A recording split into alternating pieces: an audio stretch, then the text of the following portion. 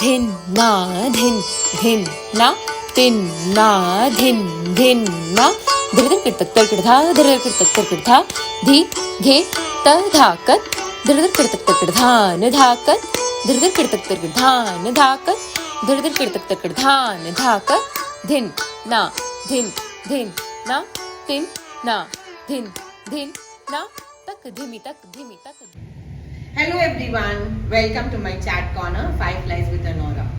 So happy Dasara to one and all. Nada Habbada Shubhashayana. So Dasara is a time to celebrate victory of the good over evil. Ram defeated Ravana and Durga Devi defeated the evil Mahishasura. It is also a time for Dasara Gombe and the most famous Mysuru procession. The Vijayadashmi procession. It is also a time for various performing artists to showcase their art, the classical Indian forms of art, and also showcase the rich heritage and culture of India. We have with us today the doe-eyed, elegant and graceful Meghna Vaibhav, who is pursuing the Kathak dance form. She will take us into the world of the Devi, goddess of health, wealth, happiness and prosperity. Let's welcome Meghna. Hello Meghna. Hi Anu. It's such a pleasure to have you on our show. Thank you so much for having me. It's an honor to be here with you in front of this amazing setup of dolls, and happy Dasara to everyone. Thank you. So Meghna, please tell us something about yourself. Alright, so I'm a Bangalore-born Kathak dancer. I actually started off as a finance graduate, working in a CA firm, and pursued my MBA in finance. But eventually, I decided to take up dance as my full-time profession. I took up the Visharad exams under the guidance of Guru Bharti Vittal, and also went on to pursue my masters in performing arts from a university in Pune, the Bharti Vidyapeeth, under the guidance of Guru Leena Ketkar.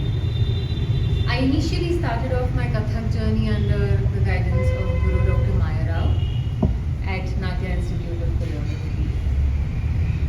So I got head deep into the art form.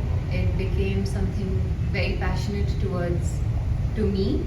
So I started my own academy called the Ras Academy.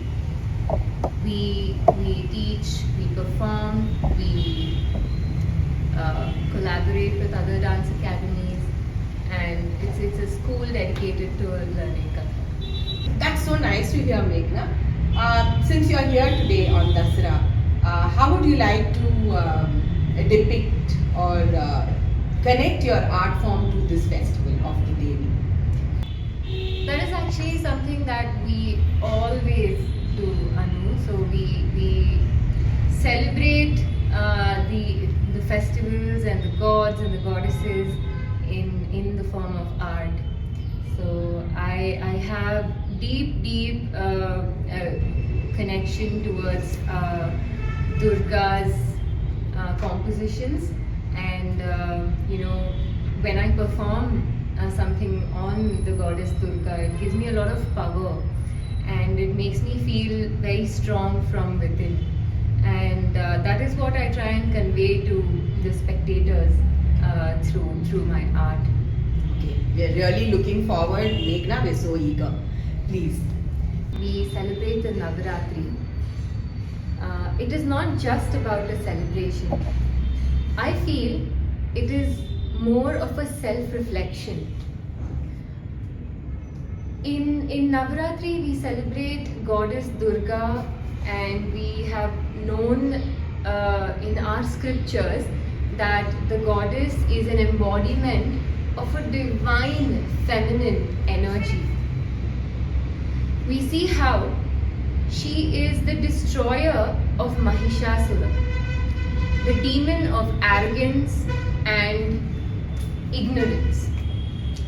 But if we look closer, it shows or it helps us destroy the demons that we carry within us on a daily basis, like our ego, our anger, our laziness, our arrogance, or our ignorance.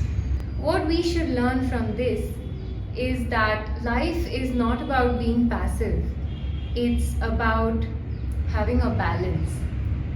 So we should know when to be soft and when to be strong.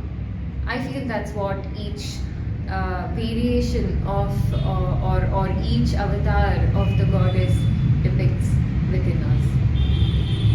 There is an interesting line in one of the Durga Stutis that we have composed as a team. It says, Durga is Adi Shakti, right? She is the Adi Shakti. And Parabrahma Swarupini means she holds the entire universe as her attire, and she is as beautiful as the entire universe. We see how each day celebrates a different avatar of the goddess Durga. One day she is fierce and protective, and the next day she is soft and caring and nurturing. We should see how this helps us realize that our life is not just passive. It has to be a balance, and we need to learn how to be soft at the same time strong. We also need to know that power just means to be graceful, but by being strong. Now in Kathak, we see that Durga is also known as Adi Shakti, Parabrahma Swarupini. She is Jagata Janani and Chahuveda Bakhani. She has given birth to everything in the universe. The sun, the moon, the stars, the water, and the wind. This is all in her control, means she has created them. That is how we show that Goddess Durga is Adi Shakti, who is a combination of being soft and nurturing, that is, she's Jagata Janani, as well as fierce and strong, how she controls the entire universe in Kathak. We also show the powerful Durga Devi as someone who has 8 hands and holds different weapons in her hands. So in Kathak, we depict it this way. Ashta Bujha Kar Kadgha Viraje Simha Savar Sakala Varadam.